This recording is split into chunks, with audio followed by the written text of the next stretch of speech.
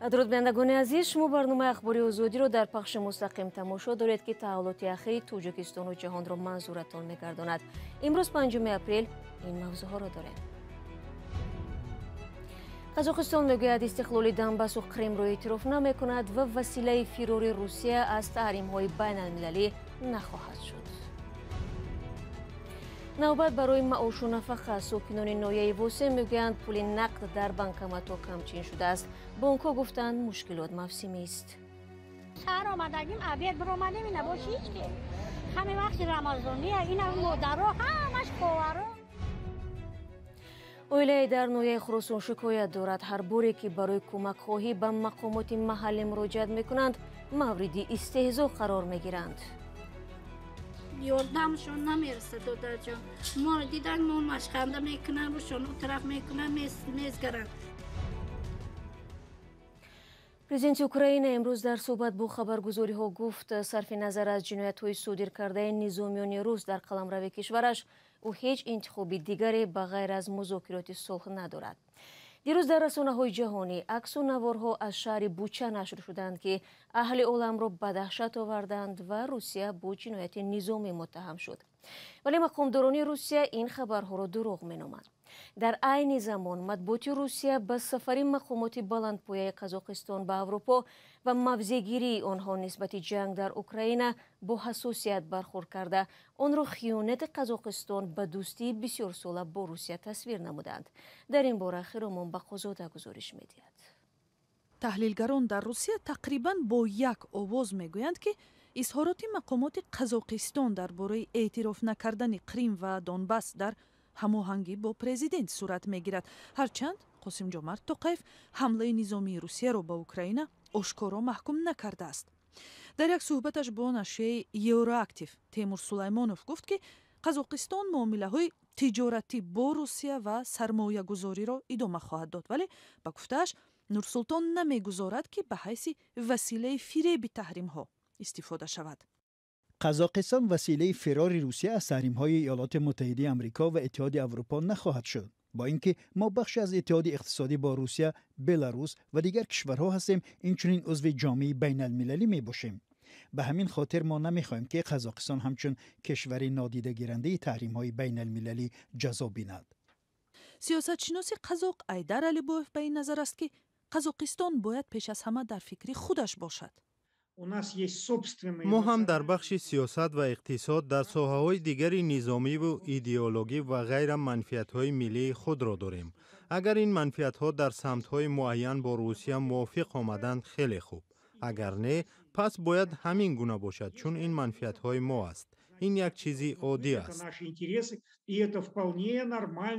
اظهار نظرهای سیاستمداران قزاقستان را در روسیه بد قبول کرده حکومتش را به روسبدبینی ایبدار نمودند. ولادیمیر یوسیف شارح نظامی از پژوهشگاه کشورهای مشترک المنافع هشدار داد که سیاست بسیار سمتی مانند به زمان نظربایف عاقبت‌های خوب ندارد. ولی تحلیلگران قزاقستانی بیانند که صحبت‌ها از وجود تهدید نظامی به قزاقستان مثل که در اوکراین دیده می شود اساس ندارد. ما توانی ارتشی به اصطلاح دوم را هم دیدیم. این گپ‌ها اساس ندارند. این ارتش دوم نیست، بر اساس آیین‌نامه‌های سالهای 45 عمل می‌کند. ارتش روسیه را نه رقیب بیرونی بلکه بی‌نظمی، کروپسیا، دزدی و بی‌بندوباری که حکمران است از داخل خراب می‌کند.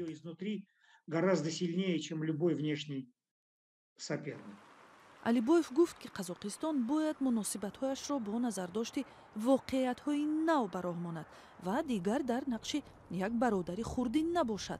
گمان است که به نزدیکی تحریم‌هایی که اقتصاد روسیه را خفگیر کرده اند بکار شوند. این به آن معناست که به همسایه روسیه شریکان کاری لازمند که مناسبت‌ها با آنها خوب و سازگار می باشند. قزاقستان با چنین همکاری‌ها از روی حکمت صرف مناسبت‌های کاری نه خصوصی مناسبت خواهد کرد.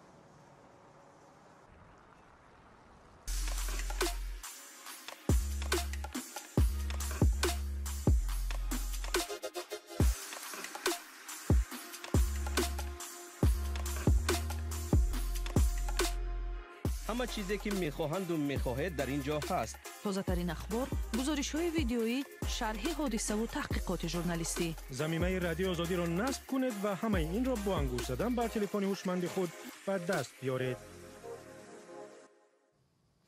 ахбори озодиро бо матолиби дигар пай мегирем. Зарафор Раҳмонӣ, собиқ мушовири ҳуқуқии раиси ҳизби ҳоло дар Тоҷикистон Мамнуи Наҳзати Исломӣ мегӯяд, солҳои ахир бо бемории саратон дар набард аст ва ҷарроҳиро пушти сар кардааст. ӯ моҳи сентябри соли 2015 дар пайи ошуби генерал Абдуҳалим Назарзода, муовини пешини вазири дифои Тоҷикистон боздошт шуда, баъд аз 1 сол озод гардид. ҳамкорони мо Сарвинози Рӯҳулло ва Шаҳлои Абдулло ба дидани Зарафор Раҳмонӣ рафтанд ва аз ӯ пурсиданд ки кай ҷарроҳӣ шуд. 10 феврал. 10 феврали ҳамин чанд моҳ шуд аллакай? бале, аллакай 3 моҳ шуд. маъмулан барои табобати бемории саратон маблағи зиёд сарф мешавад. бештар ба шумо ки кӯмак мекард? албатта хеле ки қайд кардед, барои касалии саратон худам ҳам дида истодам, аз хари худам ҳам гузашта истодааст ва ман инро барвақтам медонистам, чунки соли 2016 аввалин бор апаи ман ки аз ҳамин дард бо ҳамин дард дар шароити хеле вазнин аз дунё гузаштан, мо натавонистем табобати он касро идома диҳем, чунки ба ҳамагон маълум ки хеле дар 2016 як ҳолати ҳассосияте дар ҳаёти ман буд. Ман бекор будам, наметавонистам як кӯмаке барои апаи худам кунам. ӯро натавонистем табобат карда, ӯро натавонистем наҷот дода, ё намедонам, тақдиру қисмати илоҳӣ ҳамин буд ки худованд ӯро аз мо гирифт. хулоса баъди 6 моҳи гузаштани апам, шавҳарам ҳамихел яку як бора бо сактаи қалб дар як ҳафта аз бемории сактаи қалб онам гузаштанд.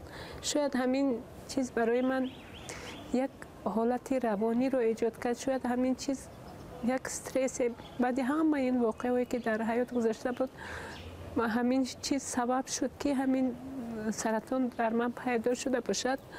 вале боз ҳам худоро шукр мекунам ки то имрӯз ман расидам. баъд аз озод шудан аз зиндон барои шумо то куҷо ба зиндагии маъмулӣ бозгаштан осонтар буд? албатта он як чизе буд, як чӣ мегӯянд, як воқеае ки масалан барои ҳама як таъсири худашро мегузорад. зиндагии маъмулӣ ман хеле бо мушкил хуб ворис шудам. хуб дигар фикри фарзандомам мекардам. ҳамон ҷоям будам ва фақат дар фикри фарзандо будам ки хурдсол буданду имрӯз ҳам масалан ҳастам, доим барои фарзандонам фикр дорам. бинандагони азиз, суҳбати муфассал бо Зарафор Раҳмонӣ дар вебсайти Радиои Озодӣ ва ҳам Озодӣ видео ютуб ба ҳамин зудиҳо нашр мешавад.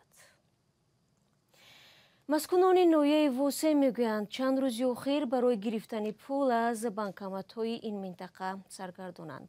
маошу нафақаи сокинон дар Тоҷикистон маъмулан дар охири ҳар моҳ ба ҳисобҳояшон мегузарад ва намояндагиҳои бонкҳои Тоҷикистон пеш омадани ин гуна мушкилотро дар банкоматҳо мавсимӣ медонанд. Маҳмуҷон Раҳматзода мавзӯъро идома медиҳад.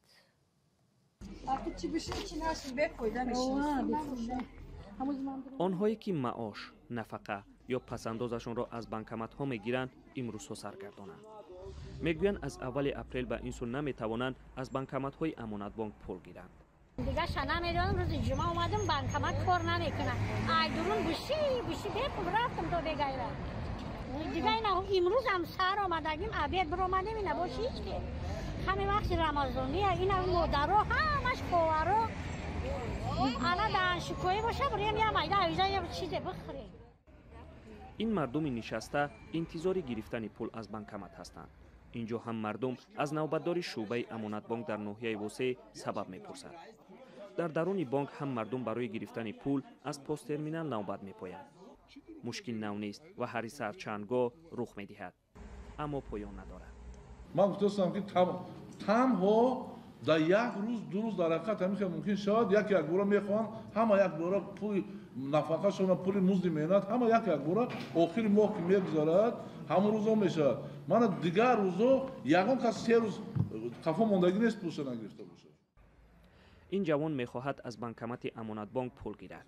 میگوید که دویم در بانکمت‌های امانت بانک این حالت را مشاهده میکند. این اکورد امانت بانک دیروز مسئولین امانت بانک منطقه گفتن که دویم بانکمت ما پول دارد. باز تفتیش میکنیم. اینا پرداخت نکنه دوام دادن. در بانکمت موجود نیست مبلغ میده. در شبکه‌های اجتماعی هم دیروز شکایت‌ها از نداشت پول نشر می‌شدند. یکی از کاربران فیسبوک نوشت که برخی ساکنان از ساعت 4 صبح برای گرفتن پول آمده‌اند. نداشت نقدی نه حتی در بانکمت‌های بانک‌های تجارتی هم روز 4 اپریل مشاهده می‌شد. نمایندگان بانک‌ها این وضعیت را موسمی می‌نامند، ولی ساکنان می‌گویند تا این درجه گم شدن نقدینه را بار اول می‌بینند. محمود جان رحمتزاده، آزادی، کلاب. در جنوب تاجیکستان میمانیم. یک اویله نیازمند در ولایت ختلان میگوید مراجعت‌های پیوسته‌شان برای دریافت کمک به مقامات محلی هیچ نتیجه نمی‌دهد. گذشته از این نسبتشان تمسخر را روا دیده با آنها همچون بگدو مناسبت می شود. این است که یگانه امید خانواده رسانیدن ارزشان به گوش پرزیدنت باقی میماند، هرچند به ملاقات روبرو با امام علی رحمان نیز آنها را راه نمیدهند. همکاران ما با وضع این عائله از نزدیک آشنا شدند. اهل این خانواده در ناحیه خراسان پس از مراجعت‌های بی‌نتیجه پیوسته به مقامات محلی زیستشان تلاش کردند ارزشان را به پرزیدنت رسانند. هدف بلند برداشتن این نفقه و پیدا کردن عرابچه برای فرزندشان است که امکانیت محدود دارد. عرابچه محمد رحیم 18 ساله فرسوده است. در جه میگم که امیت بچه من به کلاسکه بتید کلاسکه من شدگه میگم چه یاردمشون نمیرسه دادر جان. ما دیدن ما مشخنده میکنن روشون اون طرف میکنن میزگرن. این عائله حالا در خانواده یک خویشاوندشان زندگی دارد. آنها میگویند که جای کار ندارند و از پول کمک مردم زندگی میکنند. رستم کریموف روزهای نوروزی که رئیس جمهور در ختلان بود پسرش را به ناحیه جلال‌الدین بلخی برد ولی نتوانست پرزیدنت را حتی از مسافه دور ببیند. پیش پرزیدنت بودن ملیسا نموندم ملیسا برآوردن با میگیری گفتن با دروازه پایان رفتون با اوجان نموندن با همون با خیر با ریکلان اومدم با در ریکلان ایستادم گذاشتن رو گفتم اکو گفتم چی میکنم گفتم اوجیدم ملیسا نموندم. این خانواده میخواهد ارزش را مستقیم به خود رئیس جمهور رساند. در دوره ترتیبی این تامین تجهیزات معیوبی بخش حفظ اجتماعی ناحیه به قید گرفته میشوند، در نوبت گذاشته میشوند طبق درخواست از وزارت مهنت و حفظ اجتماعی و تندرستی. آنها با این چیز تامین کرده میشوند، منتظم. البته طول یک سال اخیر به حکومت ناحیه خراسان 1400 نفر برای کمک مراجعت کرده است. مقامات میگویند آنها بررسی شدند، اما این خانواده میگوید اگر مشکلی آنها حل میشد به جای دیگر شکایت نمیکردند. ضمن سفرهای رئیس جمهور به شهر و نواحی مردم عادی و کار افتاده امکان نزدیک شدن به محل ملاقات ها را ندارند. آنهایی که در جلسه ها راه یافته و صحبت میکنند متن صحبت آنها از قبل سنجیده می شود. و یک خبر دیگر، قزاقستان قصد دارد موقتا تا 1 ایون صادرات غله و ارد را محدود سازد. در این باره وزیر کشاورزی این کشور خبر داد. به گفته وزیر تصمیم مذکور برای حفظ بازار داخلی گرفته می شود. باید گفت که تاجیکستان ماهی به 600,000 تن گندم و 200,000 تن ارد نیاز دارد.